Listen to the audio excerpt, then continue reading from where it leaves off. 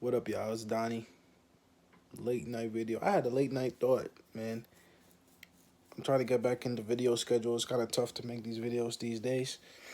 I had a lot of shit to do, but we got to keep the videos going. We got to keep the hustle going. We got to keep the grind going.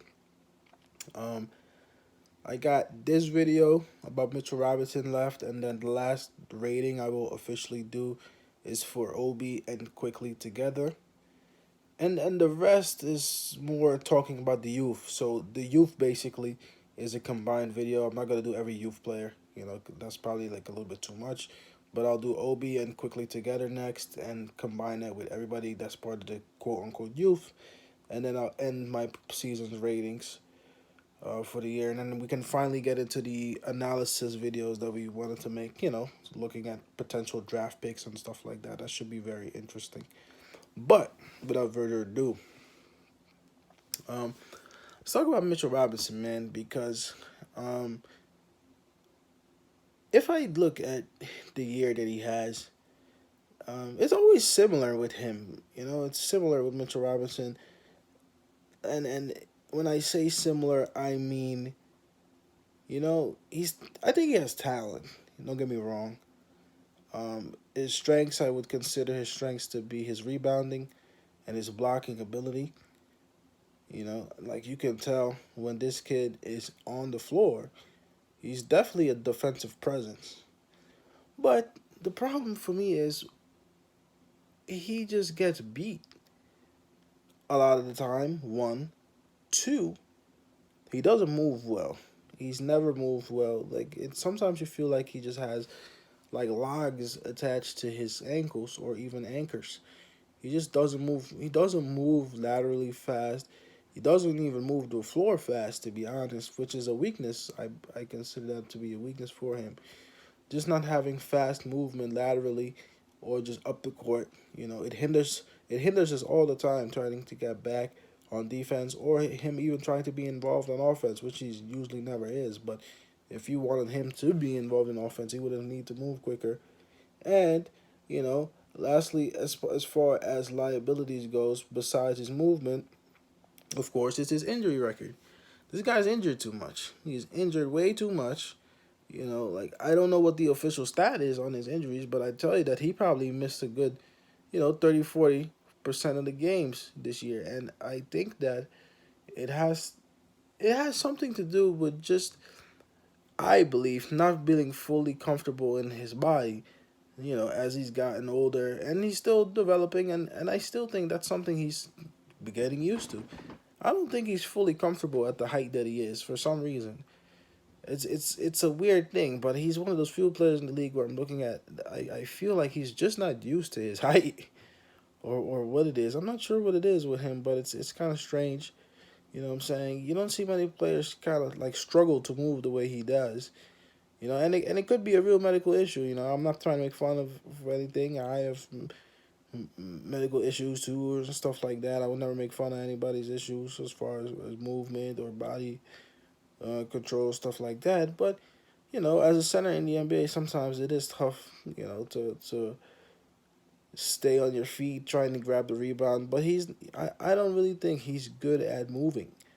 It's kind of sluggish, and because he's sluggish, sometimes he falls down so weird, and it leads to strange injuries. All the time. Mitchell Robinson will dive for the ball. Something happens. Now he's hurt. He's jumping around his ankle. Something.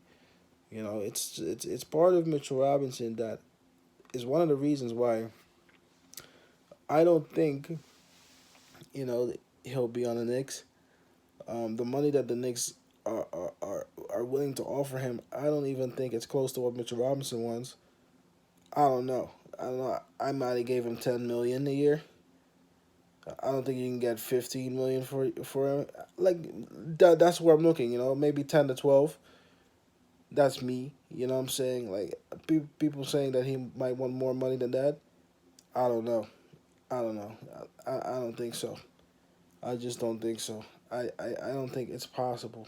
To really give Mitch Robinson the money that he wants, considering where the team is, and you have a Jericho Sims that, of course, is not better than him, as of yet, but I think Jericho Sims will get better, and I think he just does the little things already better than him. You know, and who knows where that leads to. Sometimes you got to be honest and say that for his play style, I don't think it matters whether he's here or not in the long run. Even though I'm not saying he's not good, I think Mitch Robinson is a good center. I just don't think he is required to be on this team for us to go to another level. I think you could replace him with a more experienced center, and then keep developing Jericho Sims behind that center. Or if Jericho Sims develops enough, maybe he can be in that position, even though he's a little undersized. Jericho Sims, I think Jericho Sims, he's not center height. I think Mitch Robinson is definitely center height, of course, but Jericho Sims is a little bit undersized, which is a problem. But he makes up for his size, Jericho Sims, by just always hustling. His hustle is quicker, and sometimes being quicker, you can get things started faster. Mitchell Robinson doesn't have that. Even though the lob threat with Mitchell Robinson is greater, also. But then, without further ado, I think I would rate Mitchell Robinson's year B. I would give it a B. To be honest, I give it a B. I don't think I can go B plus. I give it a B because there were a couple of games this year where he played excellent, excellent. But in the back of my mind, I always knew that it would be short lived based on the injury history that he has. And ultimately, there's just elements to his game that I don't know how he gets past that stage. Like when it comes to movement and stuff like that, and just being able, to just run that floor. You got to, like, for a young team, you got to be able to run that floor, and he doesn't have that. And it's a problem. He tried to gain the weight, and then he lost the weight. He looked better when he lost the weight, actually, throughout the year. When he first gained the weight, I thought it was a terrible decision. I don't know why he want to do that. He lost the weight, looked better, but, he still really can't shift. You know what I'm saying? Shift. And he doesn't really have that gear either. He looks like he's about to have a baby almost every time he's on that court. But yeah, I'm telling you, that's just my opinion of it. I think we're probably better off moving on. You know, 10 million, 10 million a year, maybe 12 million a year. Any more than that, I can't see it. Based on what I've seen, nah, I can't see it, man. You let me know what you think he's worth though. But I don't even think the Knicks will probably move on, and then try to find a little bit more experience in that aspect. It's a B for me for the year for Mr. Robinson. Probably his last year that he will be on the Knicks, and then the Knicks will be looking forward to something else. Who knows? Maybe in that draft, trying to get a center for somewhere. But then again, Jericho is there, so I don't think he would draft him. I think he would probably try to sign experience. Yeah, Nerlens Noel, no idea what the hell happened to him, but we got to get rid of that dude. I don't think he performed at all this year either. But it's your boy Don. I got plenty of videos on the way, man. Just be patient with me. The videos are dropping. But I just needed to get past these player ratings. I got one more tomorrow I'll drop. And then we're going to do the draft analysis videos. Those are going to be amazing, man. You guys will love those.